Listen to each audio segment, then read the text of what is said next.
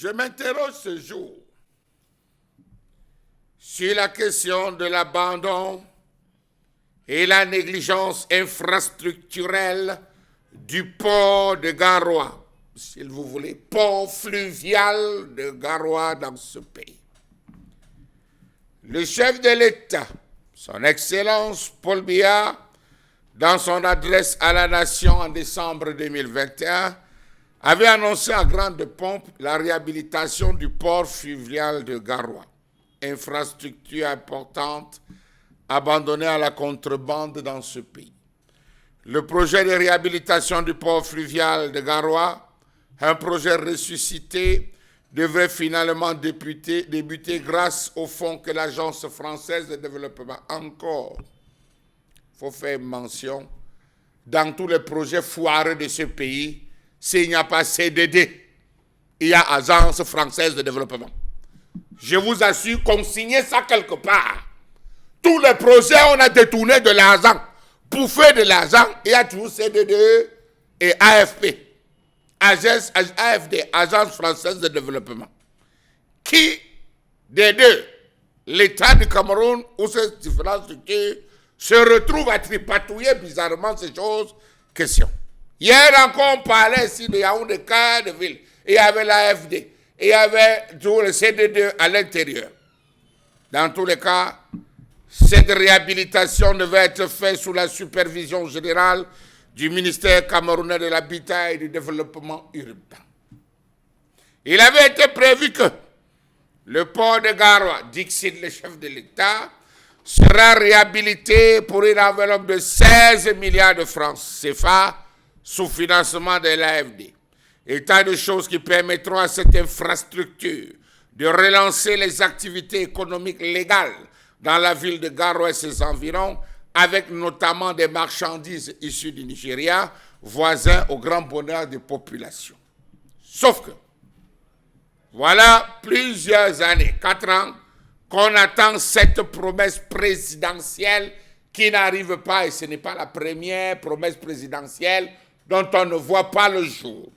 Les informations dévoilées dans le cadre de ce projet font état de plusieurs activités économiques attendues dans cette zone telles que présentées dans le projet de réhabilitation du chef de l'État.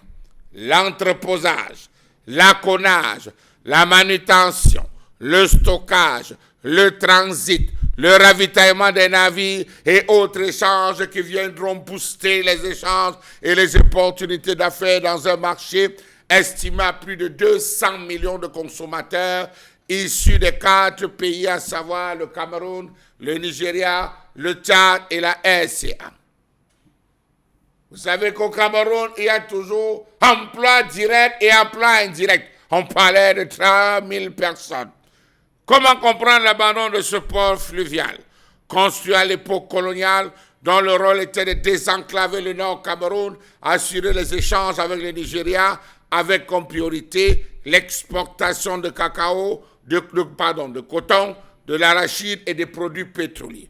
Comment comprendre que l'on ait abandonné ce port vieux de 80 ans, jour pour jour, qui aura résisté successivement à la guerre de Biafra, dont il y a encore des preuves matérielles, patrimoniales dans cette zone, la concurrence routière et la fermeture de la frontière nigériane entre 1984 et 1986. Si le Cameroun a réussi à manger dans ce pays, entre les années 1984 et 1986, suite à la fermeture de la frontière avec le Nigeria, principal partenaire économique de cette époque, c'est grâce à ce port fluvial.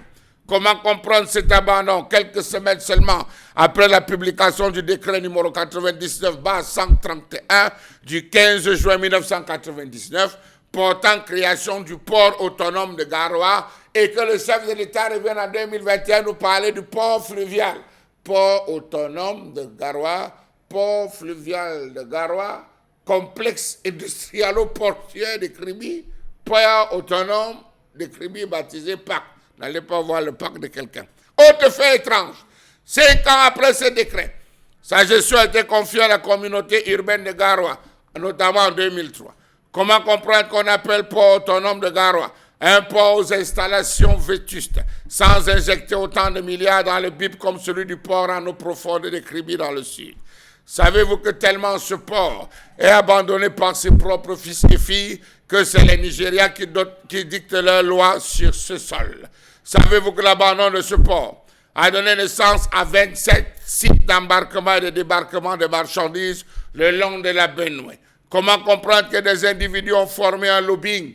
Et ça, c'est les barons de Garoua ont formé un lobbying pour la gestion de ce port fluvial et ils gagnent des centaines de millions au détriment de l'État, ceci sous les complices des responsables de la communauté urbaine de Garoua. Une bonne partie de ce port fluvial est fermée, tandis que d'autres servent d'entrepôt aux nombreuses organisations et sociétés de la place. Pour quelle caisse familiale? Le port fluvial a perdu de sa substance. Il n'est pas encore mort malgré les discours suspects annonçant la fin de ses activités. Chaque semaine, en effet, de nombreuses pirogues, 4, voire 5, voire 10, déchargent du zoisois, des cartons de bonbons, de biscuits, des chaussures venus du Nigeria, tout comme du riz, des huiles et bien d'autres denrées, prennent la voie fluviale pour allier Yola au Nigeria.